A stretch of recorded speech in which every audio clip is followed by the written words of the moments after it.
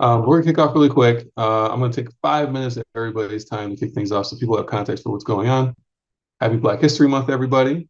Thanks for joining. We're gonna have a fun and insightful conversation around the future of venture and what's going on with Black venture managers. There's a lot to be said, so we're gonna kind of keep it concise. And the way I'm gonna do that is by kind of setting the stage and doing some short intros for all of our guests here. So to begin, let's set the stage with the background, right? If you go back to like 2008-ish, that's when I had my first tech company. Um, we could put every Black VC in this panel, right? So in 2008, there was less than 80 Black founders who had ever raised venture capital in the history of time. Lots of that was dot-com boom, edge case money. But thankfully, a lot has happened over the past, almost 20 years. And we don't have the time for a full history lesson today, but it's just good to understand that we've made a good amount of progress, but we have people here who work every day to continue to push things forward and drive us down the path in this industry. So I'm going to introduce my illustrious guest, starting with Veronica. So I briefly met her last year at Martha's Vineyard, but I certainly did never miss the work that she's doing with Black women in VC. Kind of most recently coming into the space as a luminary on this marathon of getting more Black people into money management and tech. She hails from Howard University and then Kellogg. And while you can do the HU, um, so while she did delay for a little bit, basic career stuff she was doing, she already had her eyes on kind of closing this gap for diverse founders and the deficit, understanding the deficit of Black people in decision making side of VC. So in just a few years, she has built an amazing organization that has already brought more Black women to venture than any organization that I can think of. So thanks for coming. Happy to have you here. Excited to be Jewel, here. Thanks, everybody. yeah, I'm excited. It's the first time we get to like chop it up on camera, do a little panel. Jewel, without knowing it, we crossed paths the first day I came to Silicon Valley as I pitched at this program at NUMI at Google. She was working at Google at the time, and you see people in passing, and then you see the go up what they build, but you don't really know the story, right? And she comes from a family of entrepreneurs and has had the eyes of winning to be a mission since she was a young child in terms of building business. So not too long after Google, she built PartPick, an automotive part identification startup that was eventually acquired by Amazon. And after that, she moved on to try and help other people, not just kicking on boards and hang out and find an island. She wanted to put the ladder back down. So, she led Google for Startups, building things like the Black Founders Fund, which is a great support mechanism for helping diverse founders get their business off the ground. I personally benefit from it. I definitely paid my payroll with some Black Founders Fund money before. And once she did that, she also wanted to build a vehicle that would be able to take the best companies to the next stage, which is Collab Capital, with a couple of her partners. So I could talk longer about her, but excited to have the calm, collected, and directed Jewel Burke-Salomon with us. I love it. That's the best intro I've ever gotten. Also a Howard grad. Yes. um, Next, we got Brian Dixon, probably the third Black VC I ever met 13 years ago. So he's built an amazing amount of institutional knowledge network and is still working with Mission Free to K4, a couple of the lead sponsors in the NUMI program I previously mentioned. Before K4, I'm sure at Northeastern, he built his own startup, Profile Linker, which is a social media aggregation tool. While it didn't turn into a unicorn, it did get him heavily into the startup game. And so he found his place in the space of venture and has been supporting founders who look like him ever since, mentoring both founders, emerging fund managers, also young students who aspire to be in the space. I was personally excited to see him ascend to be a managing partner of one of the newest fund vehicles at Capeport, with over $100 million under management, I think he got there. So, when I have a question about my fund, he's on my short list of people to call.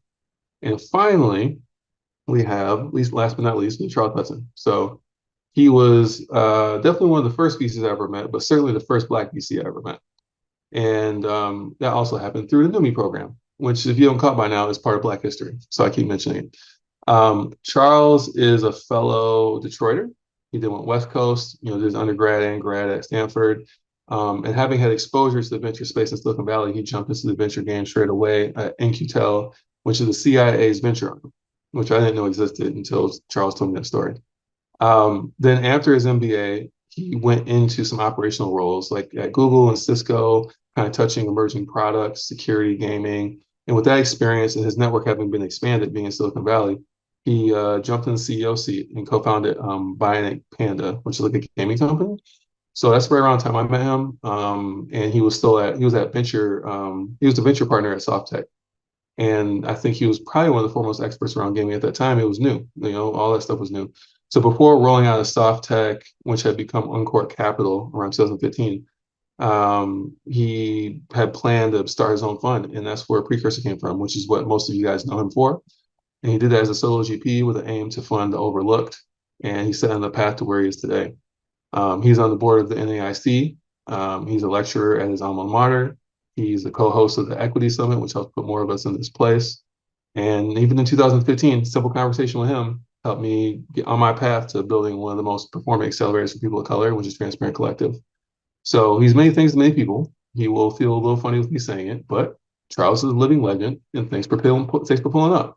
So this is where we're at. This is my illustrious guest, and we're going to start this conversation with our LPs deploying capital. How's the money flowing from up to down? And I'll kick it off with Brian's point of view, and we can kind of round robin it. Yeah, no. So I'll say that the last couple of years, we saw so many new funds get started. And definitely, I would say this is after the murder of George Floyd, right? Where we really started seeing Black fund managers be able to raise capital in ways that we haven't been able to raise it in the past. To give some quick history, we started a $25 million fund. We went to $50 million fund. Our 2021 vintage is $126 million, right? And so that kind of shows you that I think the capital faucets were definitely on. And there's a lot of new funds that did not exist even 5 years ago. And then we truly have to be thankful for that. With that said, we are in a much different market right now. And so if you go out raising a fund in 2024, it's not the same as 2020 and definitely not the same as 2021 because one, LPs are saying they're over allocated, which is some truth to that. We're not seeing liquidity come back from companies, aka back to funds. And so they can't reinvest that capital. And I'll say as a fund manager, if you're in the audience, I would say talk to other fund managers and find out the lay of the land. That's essentially what we did. Many folks on this call took our call and said, hey, here's how you do it.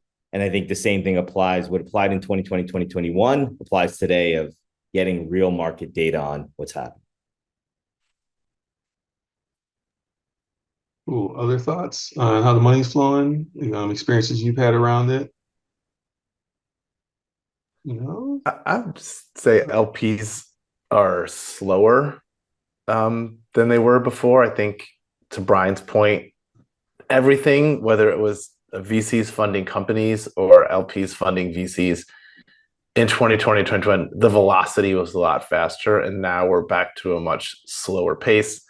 LPs want more time to get to know you. They want more data. They feel like they have more time, candidly, because they do.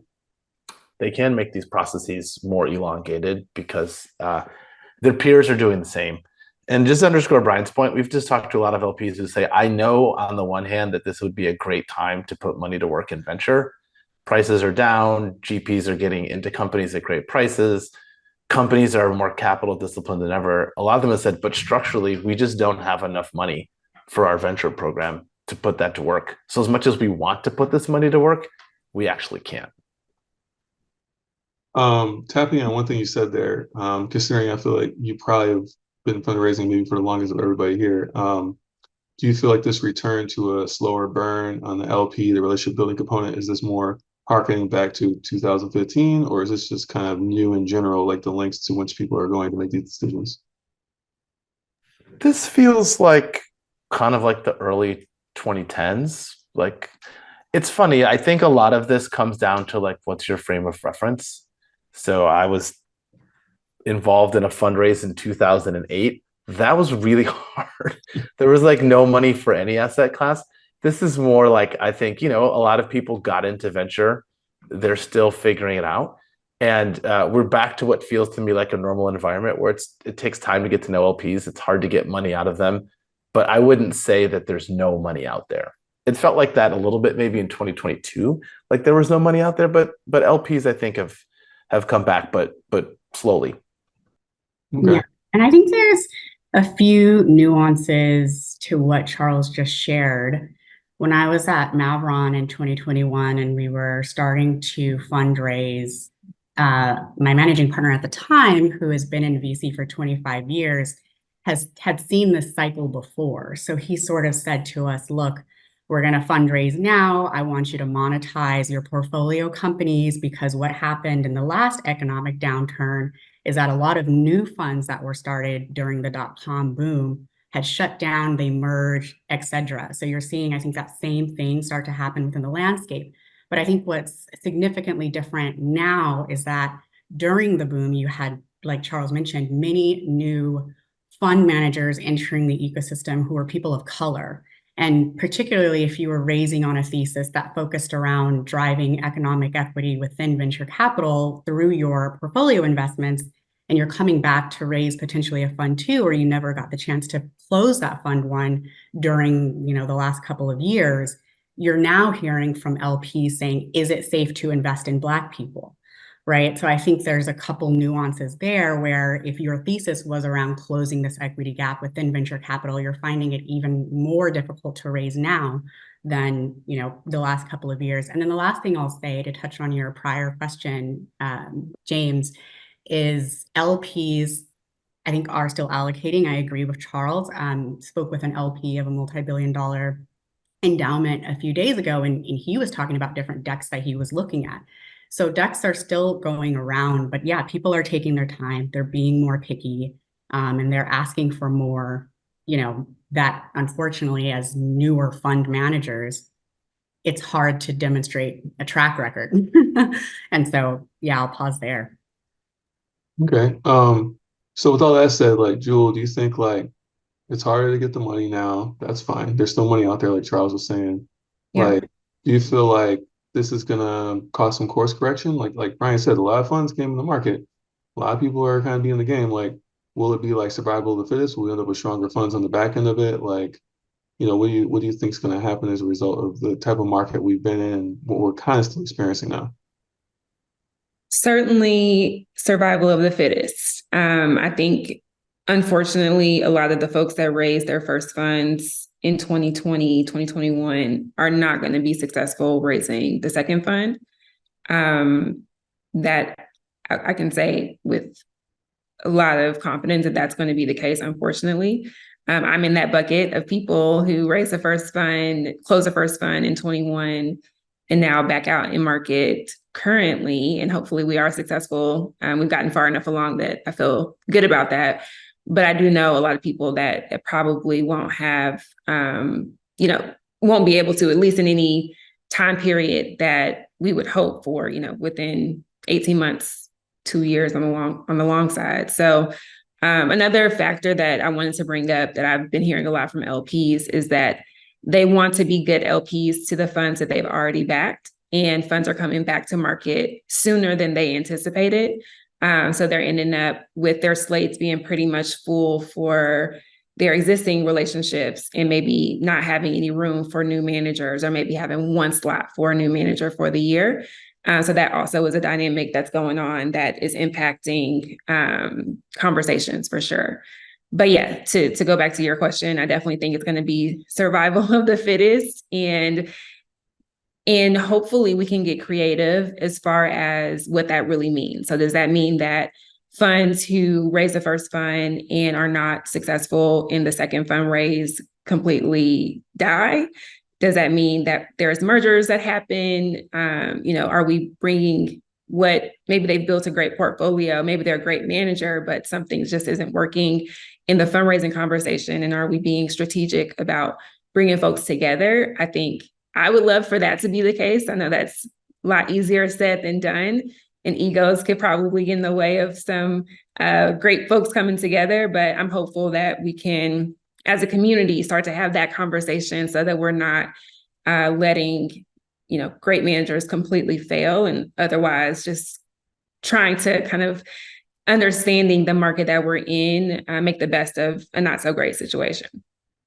I think that's a great note. I mean, I always wondered, why not seeing some of these people like combine forces and do X, Y, Z?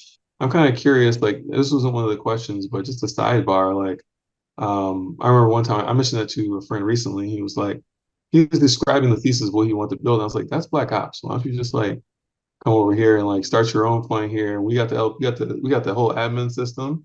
You can do your own thing, keep your returns. I'm just trying to like get people moving. He's like, well, there's Sequoia and there's Andreessen. Why don't we have like I'll just keep building more and more and more.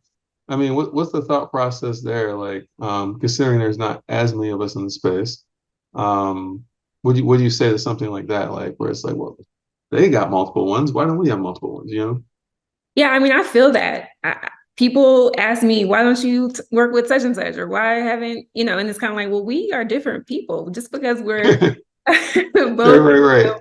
looked alike to you doesn't mean that we necessarily have the same strategy and ideas. So, I understand that pushback, and I wouldn't suggest that we need to build a Black super fund and bring us Right. all together. That's not the suggestion. I think, even if I look across the peers that we are often compared to, we don't have a ton of overlap when it comes to our portfolios. We don't have a ton of overlap, honestly, when it comes to our idea and our perspective and our execution. It's all and the strategy is different. So I don't think that we need to jump to that, let's all just do it together. However, there are instances where if you are a fund manager and it's not working, the fund you're not able to get the traction on the fundraise, it may make sense to have the conversation of, okay, how do we get to a point where we do have 100 million under management, 250 under management. I was having this conversation recently with someone who has raised a fund, a large kind of, not a fund to fund, but a different structure.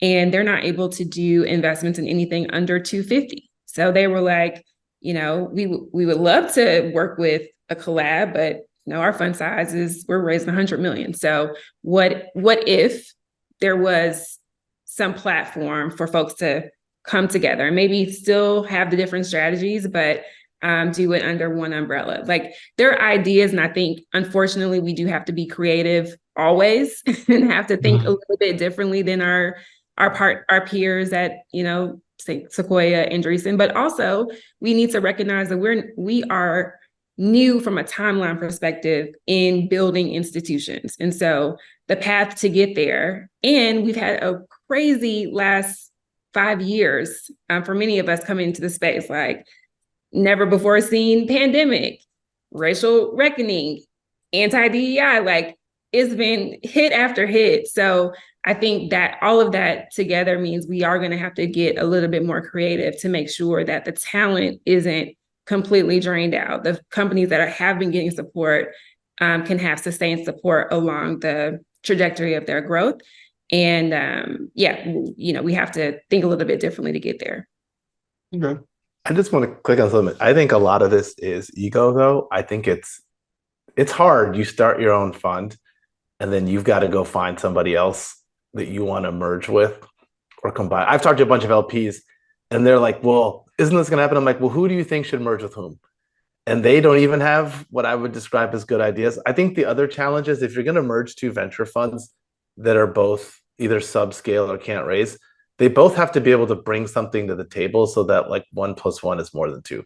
So like, for example, I met somebody who has really strong LP relationships and probably could raise, but was in a partnership that didn't work.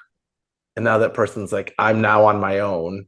I have LP relationships I could bring to a merged entity, but I need a partner. And I had someone else who I think is like a pretty good investor, but maybe not a great fundraiser. I'm like, okay, that's like a 1 + 1 is better. But in some cases, I've talked to LPs, I'm like, this is a manager whose portfolio you don't like. This is another manager whose portfolio you don't like. And you're suggesting that the two of them combine. How does that create a more interesting firm from the point of LPs? And I think a lot of them have suggested these mergers because, to Jules' point, they don't want to see these people leave the industry, but they also don't want to give them money. And I'm like, well, there's a conflict there. One of those two things is like got to change. Either they're going to have to leave the industry, or you're going to have to see a path to like funding them so that they can stay and maybe have a better second or third fund. Yeah. It's a challenge. I think just to kind of quickly weigh in on this, looking back, the time to do these mergers was when the faucets were turned on, right? That was the opportunity.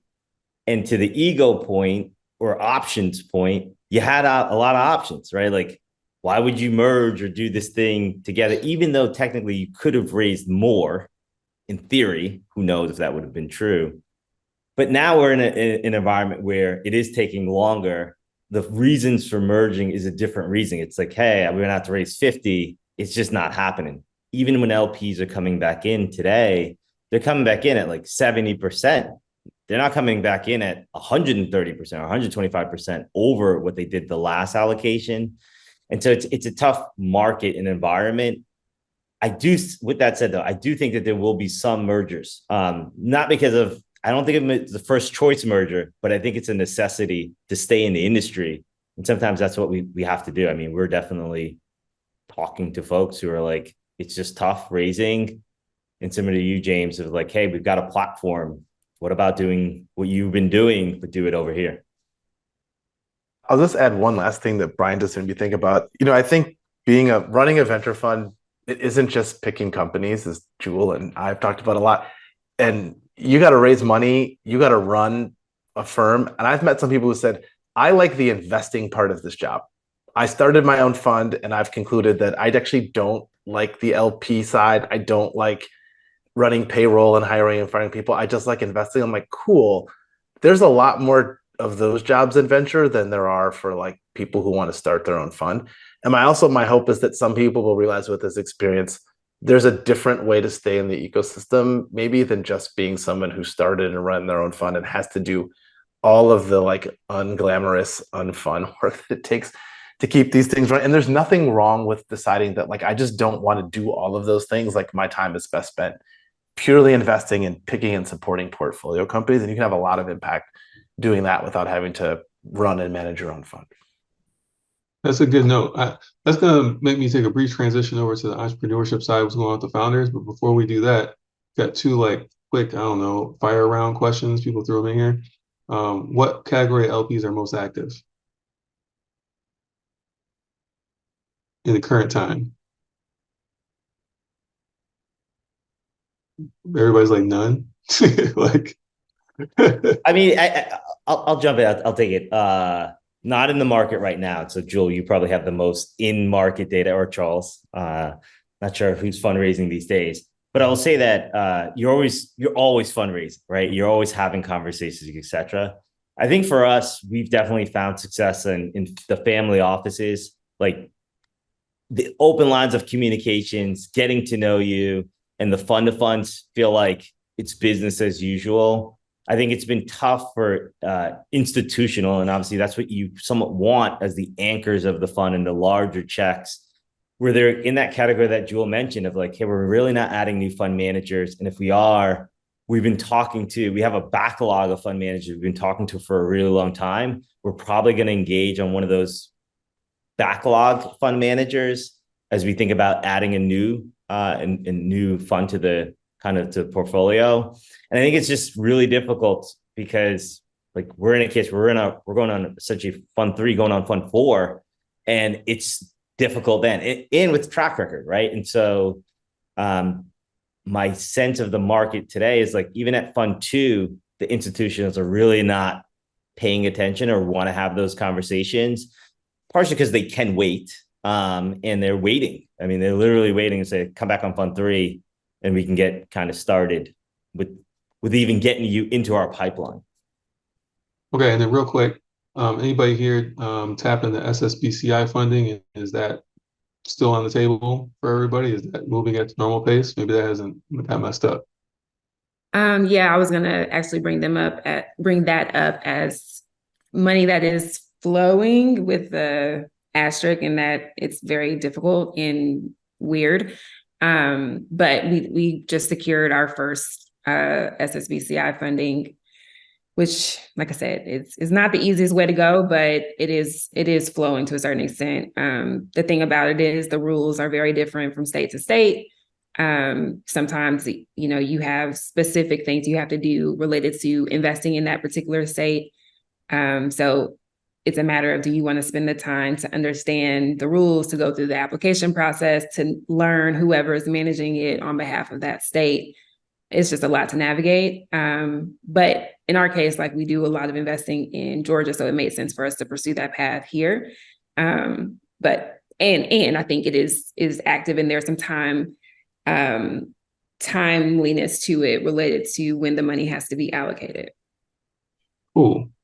Yeah, let's take 10 minutes to kind of maybe talk a little bit about the founder landscape you've been seeing in terms of investing. So like, as you talk about the market being down for like the people deploying capital into startups, how is that really affecting the founder landscape? And how do we think it also then affects Black founders and things of that nature? So from my standpoint, I was talking to Crunchbase the other day, and they were like, "Well, it looks like less money went to Black founders." I was like, "Well, less money is going to VCs, so naturally, less money will go to Black founders and founders in general."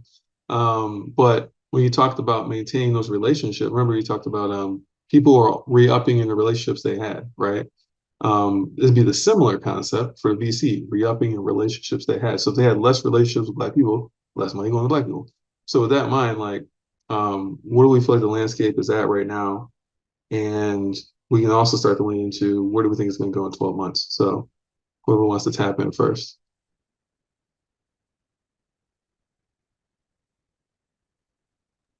I think you're seeing similar challenges on the founder front, and especially for founders from our community. It's taking longer to raise follow-on rounds.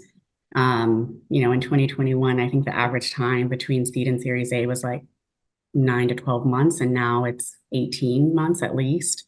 Unless you either show a ton of traction or really strong growth while also showing a path to profitability. So path to profitability is now very important to investors versus, and I don't want to overgeneralize, but to more investors now than in the past. And then in addition to that, you still have to show some form of growth. So you're being asked to do more with less. I think the good thing for our founders is that that's sort of always been the case, being asked to do more with less. So that's not new for us. And when we build businesses, we typically build them in a profitable way because we don't get friends and family rounds when we decide to become entrepreneurs. So having money in the bank to cover all your expenses, all of your marketing before you ever hit any dollar in revenue or operating margin is typically not normal for our community. So I think those experiences give us somewhat of a leg up. And then I'll pause there to have the other panelists weigh in. But yeah, that's what I'm seeing. Yeah, I'll weigh in. So most of the funds, I think the newer funds, as we talk about, there's been a rise of brand new funds. They're not necessarily large funds, technically categorized as micro funds, even though we're talking about $50 million or $100 million, right? Just to be clear about it. And so I think when we look at the 136 billion that was invested, the stat is that 660 million went to Black founders. And it somewhat makes sense though. Like, most of these funds are smaller funds, micro funds, even though they're large funds. We all know that. And we're doing pre-seed and seed. And so if you look at the landscape, we're somewhat clustered. We're clustered towards early stage, most directly correlated with the fund sizes that we can raise, right? And so there's not many funds that are raising 300 million, 400 million, 500 million fund once. And so by that, we're going to be clustered at the early stages. And I think we've been funding early stage companies pretty well. I think the challenge is exactly what Veronica mentioned, is that how do you go from that C to the A? And that's where we're seeing the biggest gap in the largest challenge, is that we have a lot of early stage companies that cannot find the Series A's and the Series B's, partially because the goalposts have moved. Yes, it's moved for Black founders, moved for all founders, but definitely for Black founders. And there's not these large pools of capital that we can continue to essentially do bridge rounds in the way that we probably should be doing bridge rounds. And so when you're trying to make a $50 million fund work, you can't have a $4 million position in an early stage company. It's just not going to work. And so I think some of this is we got to get larger funds, more traditional, larger Series A, Series B funds to turn back on the faucet and start writing checks.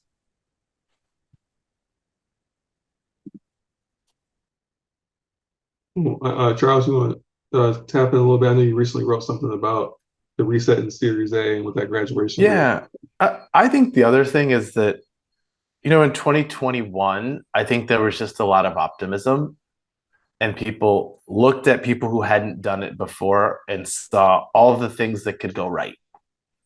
This person hasn't done it before, but they're talented, they've got a good background. And I think when you go from a period of optimism to pessimism, people start to look, well, what are all the things that could go wrong instead of all the things that could go right? So I'd say there's two things. One is related to what Brian said, was not only are a lot of these funds clustered at pre-seed, if you add that with what Jewel was saying, there's a lot of funds that are like alive but not active because they're trying to think, well, I need to keep some of this capital on hand for reserves for existing portfolio companies, and I'm trying to figure out, am I going to be part of that cohort of funds that gets a second fund or a third fund done? And if I'm not, then I really need to stretch this money. So a lot of the funds that were, I would say, putting people in business and giving them their first check, a lot of those funds are on the sideline, even if on paper it looks like they have money. And to Brian's point, like if you're a seed fund, you only have so much capacity in terms of time to support companies. And the model for most seed funds is you work with them for some period of time, 12 to 24, maybe even 36 months. But at some point, you get help and relief from Series A investors who come in and take the board seat and provide more services, and you get that time back. And right now, if you're a seed fund, you're just not getting any time back in the way that you want to. The time you're getting back is from the companies that unfortunately like don't work out or manage to get sold or get off of the venture path and are going to pursue maybe cash flow break even. So I think right now the whole system to me feels very gummed up, and everybody's waiting for the person who sits on top of them to turn the tap back on so that they can move kind of whatever whatever they're holding on their books onto the next sort of link in the chain adventure. So that's a good transition to like, with all the things going on in the market, how is it, what outlook do you guys currently have, and has it affected your energy around the space at all? Like, okay, well, this is all going on. Like, am I still excited? Like, just, are we doing these deals? We're doing Fund 3? Like, yeah, how are you guys feeling about where you're at right now, and then where you want to be in the next 12 months? Like, where you think it's going to be?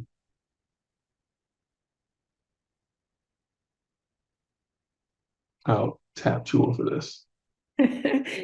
How am I feeling? Honestly, I am feeling a little nervous as far as what is going to happen if you look at Black founders and Black GPs broadly, because to Charles's point, everybody is waiting on the person ahead of them, if you will. And there's a few things, if I look out 2 or 3 years, that unless we get some relief this year, as far as more LPs deploying dollars, more funds closing, particularly at the Series A stage, I am concerned that there are companies that have done pretty much what they needed to do from a performance standpoint that will not be successful raising the next round. And therefore, the funds that invested them at the seed stage will not be successful in showcasing how they picked and how they performed. So I am nervous about how the timing of all this is going to end up. But I have faith that things might turn around. I'm hopeful. But, if I'm being honest, I think there are some challenges for sure ahead. And there are also some things that I'm seeing among founders that are a little bit concerning. And I'm not sure if it's related to burnout or the fact that there's so many things going on in the world right now that on top of running a business it's a crazy time to be alive. But I am seeing things from an operations standpoint that I feel like need to be really tightened up. I can't say that all the founders are killing it. I've been griping if there are any of Collab Capital portfolio companies, I've been griping because I can't get 100% completion on quarterly reports and monthly reports. And to me, it's like, that's the bare minimum. So there's some challenges. There are some challenges, but I'm hopeful that we can push past this difficult period and come out on the other side better for it. Well, it would be Black History Month without faith. So,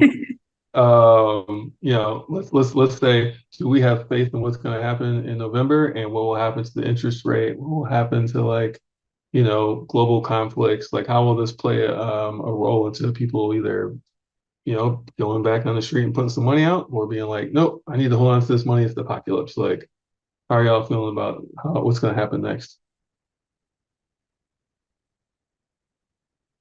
What you got, Veronica? What you Yeah. got? Well, I wanted to add on to what Jewel was saying for the last question, but a couple of things there that I think are important is like, yes, this is disheartening, but also I'm not surprised because when there's an economic downturn, typically, anything focused on providing access or equity to minorities gets cut. And we're seeing that at the corporate level as well. So being in consulting for a while, we would see that cycle happen. It's obviously disheartening. I think to what everyone is talking about here, especially as you think about that seed to Series A to eventually IPO, I mean, despite the fact that IPOs haven't been happening, and that's a little bit of a short circuit at the moment, we don't really have a full venture ecosystem for founders of color. And I think that's just the biggest challenge right now, because if we know that Black check writers at the pre-seed and seed stage are then writing checks into Black founders, and we don't have Black check writers at Series A firms, Series B firms, or GPs who have Series A, B, C plus firms. You have Cherry Rock Capital, which is focusing on Series A and B, which is one of the first. And I remember being at a consumer Series A firm and founders saying to me, Black founders saying, I literally reached out to you because there's nobody else. There's like you, there's Mercedes at Lightspeed. Who else can we turn to who can write a $7 to $10 million lead check into a founder? And so that's one thing, I think, continuing to build that ecosystem, but we're kind of scrambling to try and do that at the same time while dealing with all the things that you just mentioned, James, on top of just the challenges in the venture capital ecosystem. So I think that work is being done, will continue to be done, and I think we'll continue to be creative. So that gives me some hope and optimism there. Yeah, in terms of geopolitics, wait and see. Yeah, I think there's a lot happening in the world right now that could and will impact venture and asset management and public and private markets. And so I think can we learn from experience in the past of which direction things might go, but at the end of the day, I think there's a ton of money within this asset class or this ecosystem, both from the LP perspective coming down, and people want to make money. So at the end of the day, like, I do think venture capital will still be an industry. I don't think, we're going to shut doors if multiple countries continue. It's a great transition. That's a great transition. When we think about upper mobility for Black people, we think about enabling the best of the best to go out and build those unicorn companies and create economic inclusion. In 10 years, do we see venture as that prime vehicle? Like, venture could be the best way for us to help accelerate Black wealth, or are there going to be other mechanisms that are going to be better? Kind of curious how people are thinking about that. I'm hopeful that there are other mechanisms. Venture continues to be for the smallest slither of companies. And from a talent perspective, I would argue that there's too much talent in the venture space that could be better suited or better operating in places outside of venture, still in the capital access frame, but looking at how do we get capital to, let's say, help people on their generational transfer, on family-owned businesses, on buying businesses. And there are people that are, starting up funds or have funds along those lines, but I think we could do a better job spreading out a little bit to service where there are opportunities outside of the venture space. It's hard to do. It's very challenging. I've tried to kind of do a new model and pin it as venture, or put it in any particular box. But I do hope that as we get more opportunities and swings, that we become a little bit more creative as far as how we're deploying capital, who it's going to, and ultimately how do we define success? Because I think the definition can look different for our community. But right now we're operating within the bounds of how success has been defined historically by other communities. I like that little ending part. I mean, I'll say something that little gem I got from Mike Seibel one time.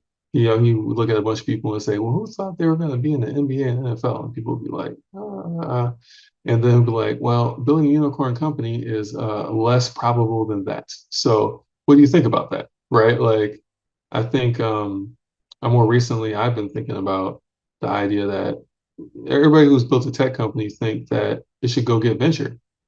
But really, tech is part of every business now. It's like table stakes. It's just business. So every time you build a technology company, should you be thinking about venture capital? I feel like people aren't really having that conversation. It's just like I'm building something that has code. So now the first place I go is venture capital, right? And I think there could be more of a broader conversation around that. Curious what others think about the future of venture and or other ways in which Black people can gain some more upper mobility, beyond what Jewel was talking about. I think it's One a thing. yes. Oh, Oh, go ahead. sorry. Go ahead, Veronica. No, Okay, go ahead. I'll go super fast. I think it's a yes and. Like I think venture still will be this generational wealth building ecosystem asset class. But I think there's a couple of things happening in that. I think in traditional venture or like the 93%, white men investors, what we're seeing is, in my mind, is just market saturation, and where there's opportunity is generative AI, right? That's why all these funds are going after it, all these different things, right? But when you think about our community, there hasn't been market saturation because we haven't had access to this class of financial capital for the 40 years that the industry has existed. So we've only, I mean, except for Charles and Brian and Jewel, people who I've looked up to, in 2017, 2018, when I was considering moving into venture capital, there really hasn't been a massive shift in terms of if you look at even just from a percentage of population, 0.48%, according to TechCrunch for 2023, we're 13% of the population. So there is a lot more, I think, that can be done in venture capital. That's kind of the lane that I play in. But I think it's a yes and in that you need other models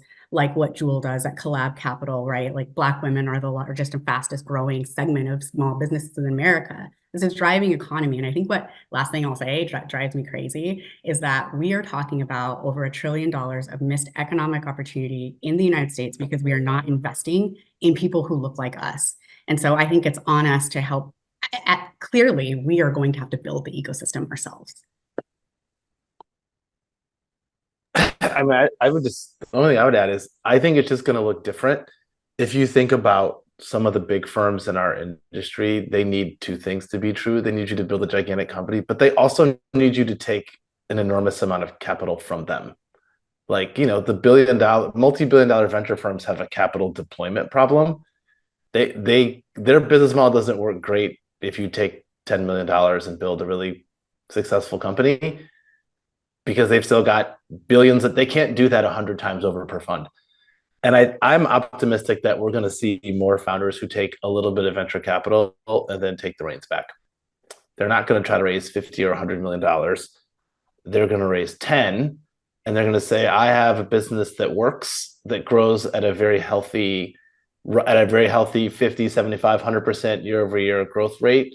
And we're cash flow break even, and we're going to take our destiny into our own hands. And for small funds, I think that model works great because there's no additional. And I just bring this up because we have actually, ironically, a few companies in the CPG space in our portfolio that will end up raising less than probably $10 or $15 million of equity capital. They'll use some working capital and other lines of credit, and they will probably sell in the hundreds of millions of dollars, and the founders will own north of 70% of those businesses. The investors who put in will be very happy. The founders will absolutely be very happy, and it's a win-win outcome. But it doesn't work if you have $1 billion venture fund to have a company raise $10 million and sell for 400, 500, it doesn't matter to you. It just isn't enough money back, and it isn't enough money out the door. So I think there's going to be more heterogeneity in venture. You're going to have some companies that say, hey, we're going to need $250 million to build this crazy AI thing.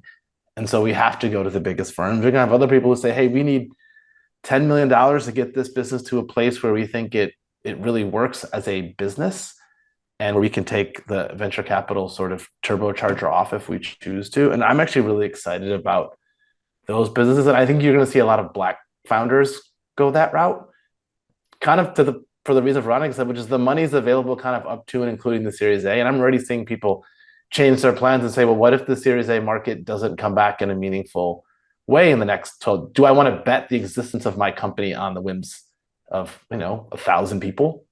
Or do I want to build something that I think gives me more control and flexibility to operate and grow, even if VCs don't understand or like my business? And I think that's going to continue. And I'm excited for founders, because I think founders are what make this business work, not VCs. Yeah, I mean, just tapping on that if I put my founder hat on, I think the key thing there is, for what you said is, choosing, are you going to go the direction where you're going to create something more profitable, sustainable that doesn't require venture?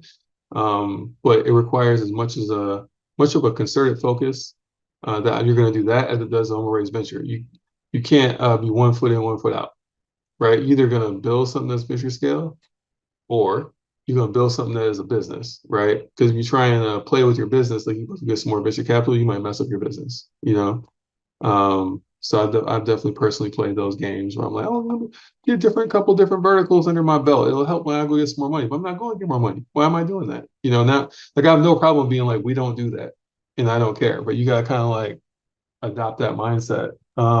Yeah, because there still is a trade-off, right? The trade-off is the Mhm. equity in your business. And so I think building something that's venture scale versus building a business, like something that's venture scale is a business. It's just how fast do you want to go and what size of a company do you want to build? It's still a business at the end of the day. Uber and these companies that are on the public markets are still trying to generate profits, right? Like, it's a business at the end of the day. It's just, do you want to flip that switch, trade your equity to try and build something massive overnight? Or do you want to build it slowly and steady? And like Charles said, you sell for $300 million and that will change your life, right? I've literally been in meetings with investors who say, I don't want to invest in a founder where a $300 million outcome changes their life, right? Like, think about like that. Yeah, that's those are real thoughts to have, right? Like, I know another thing is, like, you find a founder who's making 100K, and I know what it feels like to make 100K. You feel like you are lit. You're like, what?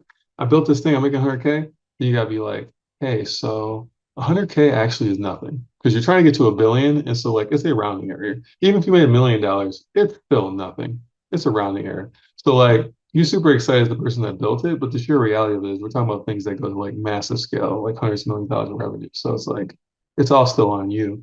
Like, it's not on it's not all on the metric of $1 million. Like, that's not why someone's giving you the money, you know. So when you think about why you guys are still here doing this, even why you got into it, I'm just gonna start with Brian and go around. Um, why did you get into this? Do you feel like you're, doing what you came to do? And what do you want to do next, to kind of to continue on your path? Yeah, great question. I think I got into it, similar to folks on the phone, being a founder and not meeting any VCs that were of color and very few women. And so it's personal. It's always been personal. I tell folks, whether we fund you or not, I want to see, especially Black folks and Black women, win, even if they're not in the portfolio, because it shows that we can win and will win. And so that's always been the mission. I've been 13 years, or I'm on my 13th year at Capor, and 3 funds, and it still feels like it's 2011. I feel like some of those conversations that we were having then, we're having now, and it shows you how far we've come, because we can have a call like this and there's 80 folks and 90 folks calling in, etc. And we're still in like the early innings. And I think there's a lot more to play out. I think the next few years will be interesting. The IPO market turns back on. We'll see what happens there. We'll see some larger M&A. And I think some of the deals from literally 2012, 2013, 2014 that we're all sitting on we're on the cap tables, etc., will go the distance. And I feel like that's somewhat what keeps you sane. It's like it's a game of outliers, and it's hard to see that in Fund One. I still remember, like, is this going to work? Right? Like, is this going to work? Fund Two, and now at Fund Three, and having portfolio companies where you look at it like, okay, this, knock on wood, should work. You never know what's going to happen. I think is inspiring. I feel like it's all why we all play the game and why we all invest, is that we want to see companies go the distance. And I feel like it keeps me still fired up of like, we've got more founders now that can take in venture capital, and it will look different. I agree with Charles and Jules and Veronica's point. It will look different. Someone will decide they don't want to do an IPO and they'll just build a great business. And I don't think that's a bad idea. I think like we need wins and we need points on the board. And we've got a lot of companies that can put points on the board. So I'm fired up. Let's go. All right, I'm gonna pass it off to Jewel. Where are you at? Oh, I love, Brian. Your energy is giving me some good energy. Yeah, I mean, it's still exciting. It's still a big opportunity, in my opinion, particularly with the focus that we have at Collab of investing in Black-led companies exclusively. I have a little bit of fire in my belly around it because there is this massive effort to stop this type of work. So I am even more locked in to make sure that I can continue it and that I can prove out that this is where people should be focusing. And honestly, eventually, so that I don't have to do this particular work. I'd like to invest in everybody eventually. But I think there's a need for not everyone on this call, but at least for me, to use my time and talent, particularly for this mission. So I am energetic about it from that standpoint. And because I do believe big wins are coming, to Brian's point, I've been in the game long enough to know that there are some huge success stories that we don't talk a lot about. And being here in Atlanta, I've been able to watch Tope's journey and Georgia Z from Least FinQuery. They just changed the name. My friend Shagan in Birmingham had a $1 billion exit a few years ago. So I know it's possible. And now it is, how do I get these companies that we've invested in there? But yeah, I'm excited about it. I think there's for sure challenges, but I think it's worth the time to be here, focus here. And yeah, I'm excited to be able to do it with everybody on this call. I think I've interacted with or have a deal with, multiple deals with all of you. So excited to be able to do it with you all as well. Veronica? Yeah, I'd say it's definitely personal for me. My mom was an entrepreneur who wasn't able to fulfill her entrepreneurial dreams. And so because of that, I have been passionate about supporting founders of color throughout my life. I think in terms of Black women in venture capital, our mission is to 10x the number of Black women check writers in the venture capital ecosystem to do the things that we've talked about here, which is to help build that ecosystem ourselves. And so with that, excited for things that we've got coming up this year and next year, which one of them is to help create new LPs that are specifically interested in investing in Black fund managers, women of color. No, you're muted. Wish they had, I don't know, some intelligent AI unmute thing. Charles, you want to close us out here? Yeah, I mean, I guess the last thing I'd say is like when I started in venture, I literally knew every other Black person in venture. Like, I'm not like I knew every single one of them by name, and nothing made me happier when people started telling me about Black people in venture that I didn't know. I'm like, oh, this is really progress. Like, I don't know everybody anymore. This is like a good thing. And when I started our fund, I was like, nobody really hires Black people into investing roles in venture other than Kapor and like a very small number of other. And I'm like, so we're just going to be intentional about like creating pathways of access at our own firm for people. But I think the thing that keeps me motivated is I just have met a lot of LPs who've never gotten money back from a Black manager. And that's like not like an indictment of Black men. Most of us have not been around long enough to deliver DPI. but I just look at like how differently LPs think about private equity because of the existence of Vista. And I think the success of the folks on this Zoom, whether you're a panelist or in the audience, I've seen how that can like change people's perception of like who's an investable manager. I just think, I mean, this might sound crazy. When I got into tech, people were like, well, you can't have an Asian CEO. Like customers won't buy from him. Like, well, tell that to Jensen Wang at NVIDIA. Like, but that was like a thing people just thought, like you gotta have the CEO's gotta be a certain kind of way. And I think there's just a lot of LPs who've never gotten a big DPI check back from a Black manager. And I'm like, what I want to change is I want to change their perception of like, some of them are doing this because they believe we're good. Some of them are doing this out of like some mix of like wanting to change the world and think we're good. I'm like, I just want to send you a lot of money back for two reasons. One, to change your frame, but also like there's no point in like dying with social capital. You should just spend it all. And the thing I've seen is I've watched other managers who've been really successful influence the way their LPs think about new people who walk in the door.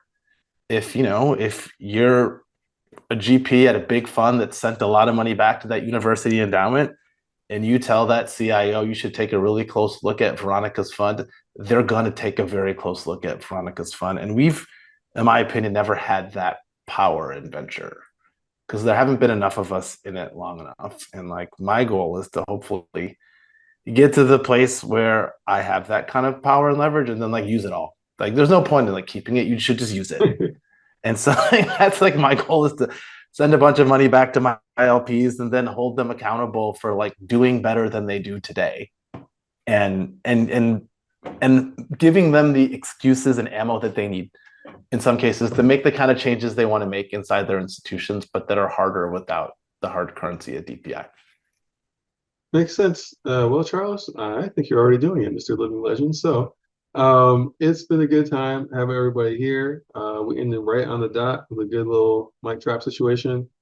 Thanks for spending the time. Appreciate you guys. Hopefully I'll see each one of you in real life at some point over the next few months, and have a good rest of your week. Thanks for joining everybody in the audience. It's been a good time, and we'll talk soon.